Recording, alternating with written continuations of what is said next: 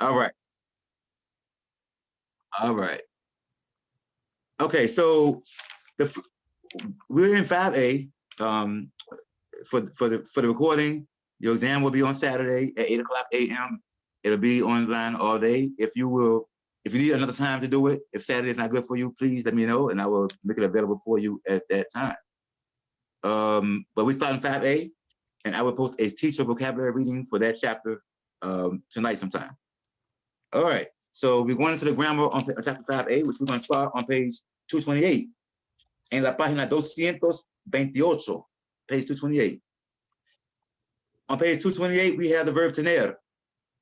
We are familiar with tener. It means to have. I will add to this that tener also will have different meanings. It has plenty of idiomatic expressions, meaning that you can use tener for certain things, and it doesn't really mean to have anymore. It means to be or something like that. But that's not part of this. This simply is the verb tener. It means to have. It's irregular in the first person. Well, excuse me, no, it's not. It's irregular all the way through, except in the nosotros. Why? Well, in the first person, yo tengo, you have a G. The G came from out of nowhere. All right. In the second and third person, singular and plural, well, let's say singular, they add a I into it. It's not, the I is not in the infinitive. So it's like, where did that come from? So the I is in the two form, the I is in the usted, L-A-A-I form, and the I is also in the plural ustedes form. So that's all irregular. And then also you have the nosotros form, that's regular. So the nosotros form is the only regular form of tener. So you have yo tengo, tú tienes, él, ella o usted tiene, nosotros o nosotras tenemos, ellos, ellas o ustedes tienen. I have, you have, he, she, and you, he, she has, or you have. We have and they have, or ustedes, you have. And there's not much more to that. You just gotta learn that verb, you gotta learn it for what it is. Let's read it though. It says the verb tener is used to show relationship or possession. Tengo un hermano mayor. I have an older brother. Note that if you translate that word for word, it says, I have a brother older. Because we know in Spanish that the adjective comes after the nouns. The descriptive word comes after the noun it describes, whereas in English it comes before. No, the second sentence says, tenemos un regalo para Terry. We have a gift for Terry. Okay. Some expressions in Spanish use tener where English uses to be. I just said that. Mi primo tiene 16 años. Now, that is what you call an idiomatic expression, which we're going to learn a lot of those. This, in other words, when you translate it word for word, it doesn't make any sense whatsoever. In Spanish, they don't say, when you want to ask somebody how old they are, they don't say how old are you. They ask how many years do you have? Mm-hmm. They ask how many years do you have? And that's what you have here. You have, well, my cousin has 16 years. And that's how they express, my cousin is 16 years old. Hey, Miss Free, we are on page 228, chapter 5A. Okay, I just got off work, sorry. It's being recorded, so you good. Okay. All right. So mi primo tiene 16 años is my cousin has 16 years. That is how they say, that's how they express to say how old someone is. You cannot say mi primo es 16 años. Nope, can't do it. It doesn't make sense to them. So just like my cousin had 16 years, don't make sense to us. All right. The second line says, tengo hambre y sed. To express I am hungry and I am thirsty, the expression is tener, the verb tener plus hambre, or the verb tener plus sed. If I said yo tengo hambre, that means I am hungry, but literally it means I have hunger. So I cannot say yo soy hambre. That does not mean to them that you're hungry. That means that the actual hunger that you're feeling, that's you. It doesn't mean that you are just hungry as a description. It means that you're the actual hunger. So we don't do that in Spanish. They say tengo hambre, I'm hungry. It means I have hunger, but it translates as I am hungry. Tengo sed, I am thirsty. It means I have thirst, but we translate it as I am thirsty. You cannot say yo soy sed. That means that you actually literally you are thirsty. So when everybody's thirsty, that's you. That's what you're saying in Spanish. So, and it makes sense to me the way you look at it. It makes sense. How does that correlate with, like, modern colloquialisms in English, like someone being thirsty? How does it do what now? How does that correlate? Like, I know a modern slang thing is calling people thirsty, as in they're No. We're not doing that. yeah. That has nothing. That has nothing to do. No. that there what you're talking about that's some other stuff. We when we talk about somebody's thirsty, we basically that's slang. Yeah. You know, that's more slang than idiomatic. See, these expressions are actually the actual language. Mhm. You know, that you couldn't say, "Oh, stop being so thirsty." You couldn't say that about 20, 15 years ago. It would have made no sense because nobody ever heard of that. Just like the word, I mean, that's just slang. These words that come out now, you know, that's gonna come and go. But this is the actual language. This is exactly actually how they express to be thirsty. So it's idiomatic. They probably have words. They have. I know they probably. They do have words too. That they have a word for that, but it's not that. It's not this. Right. All right. So note that tener hambre and tener sed are the ways to express to be hungry or to be thirsty. There are a whole lot of more tener expressions. Okay, there are more. But tener, how many years? In años, tener años means to be a certain amount of years old. Tener hambre means to be hungry. And tener sed means to be thirsty. So you get used to using tener for those expressions.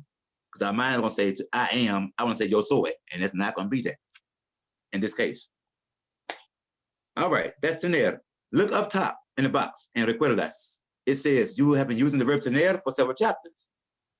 Tienes una bicicleta. We've seen that before. You have a bicycle. Do you have a bicycle? Tengo que hacer ejercicio.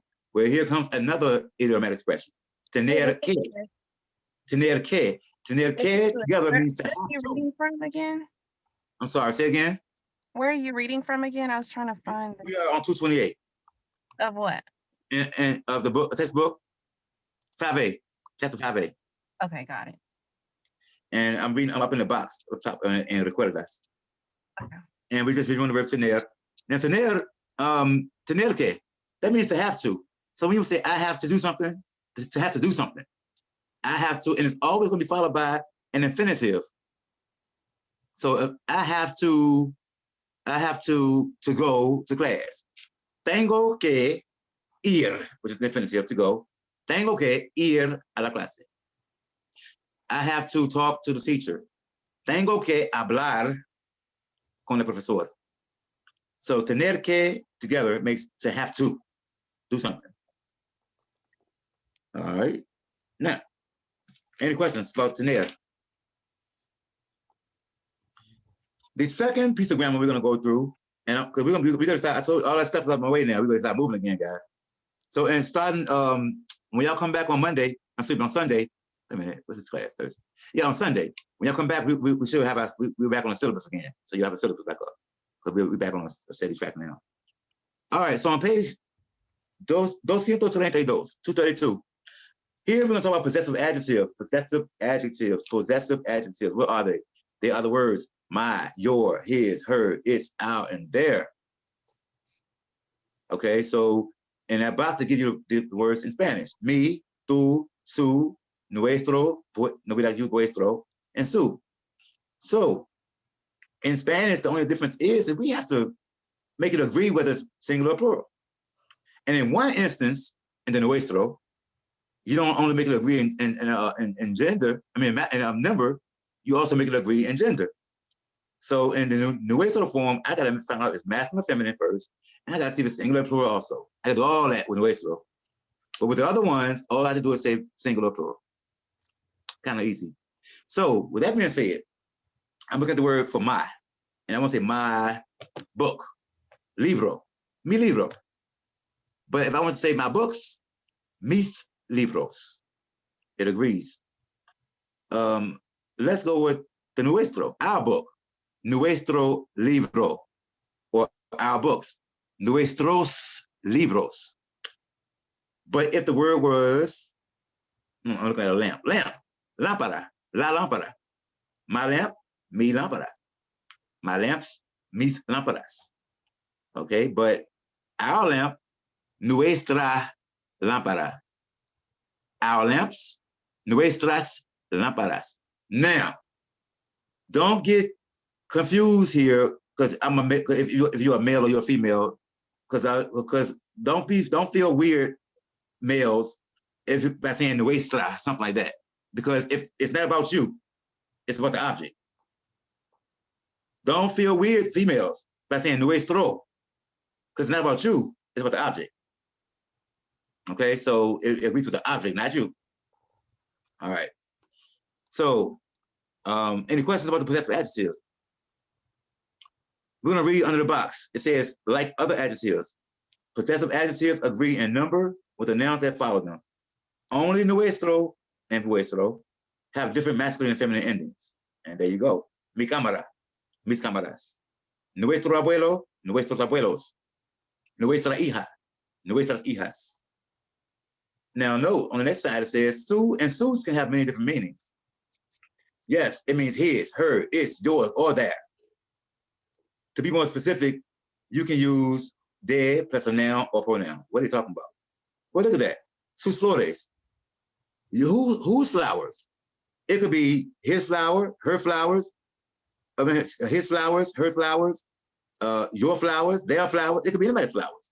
So let's say you were talking and he says sus flores, and I'm confused about who he's talking about. I say, let's look again. Las flores de ella. That's when you went to emphasis. Her flowers. Las flores de ella. Now you letting me know that it's who it is, because it could have been his flowers. Okay, look at the next one. Sus regalos. Well, whose gifts? The regalos is gifts. Whose gifts?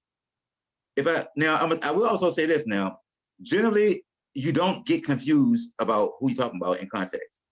When you're in a conversation, if we're engaged in a conversation, we already know who we're talking about. So it's very minimal chance that I'm gonna have to get you to elaborate like who's, but it can happen. But normally, if we're talking about if me and Alexander we're talking and we're talking about free, and I'm using the word Sue, you know that I'm talking about her. You know that's meaning her because we're talking about her. We're talking about free. If we were talking about free and Constance, I say look at them, and I start using the word Sue. You know I'm talking about there, because we're talking about them. So in context, it should be kind of simple, but at certain times, it's not that simple. And you need to elaborate. And that's when you go saying de ella, or de ellos, and look at the next one. It says sus regalos, the gifts. Los regalos de Javier y Carlos. Javier and Carlos gifts. This is where in English we have the apostrophe S for ownership. Here, los regalos de Javier y Carlos. Javier and Carlos's gifts.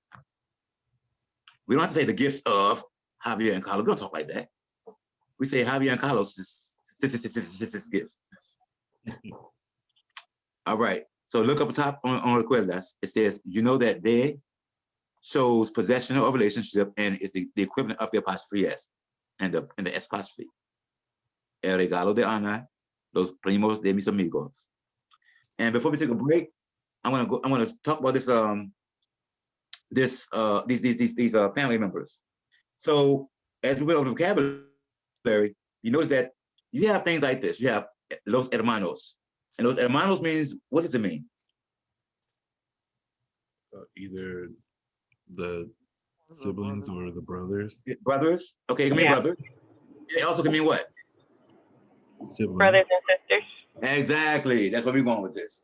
So what happens here is that the masculine plural form of these family member names, it can account for both people. Okay, for example, the word for uncle is tío, but tíos means uncles, but it also could mean uncles and aunts. Hermanos could mean brothers and sisters. Abuelos can mean grandparents, grandmother and grandfather. It has to be the masculine form though, because if you say abuelas, it is straight female grandmothers. If you say tías, it is straight aunts, no uncle involved whatsoever. So that's a lesson we need to put in our head also. I think we've been over that before, but okay. All right. Is there a specific reason why they do that? Well, put it this way. A lot of languages, I want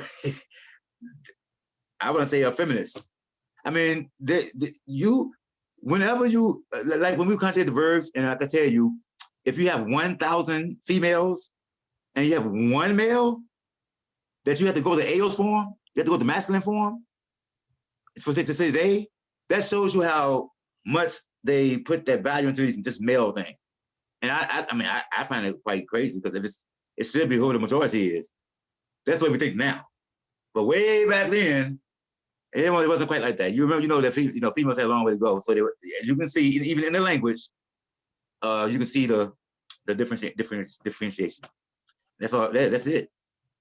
Because I mean, and that's where English kind of is okay, because we don't have the differentiation in all of our nouns and all that. So we don't do all that. Everything is neuter pretty much in English. Everything's like it, everything. But and they put gender. They add gender to their stuff. So that means, you gotta have a system of what's what, and that's the same thing in French and everything else. They do that. So yeah, it is what it is. Okay, so when we get back from our break, we're gonna do a practice with the things we talked about today, with snare, and we're gonna do some practice with the possessive adjectives, and we should be through about then. Then we're gonna come back on Sunday, and we're gonna wrap up chapter 5A. We'll be finished. We're gonna go through some reading, and we're gonna finish 5A. I told you we're gonna move now, y'all. So be ready. Get your heads back on. All right, so take a break. I'll see y'all at 5:40. 5:40. Adios.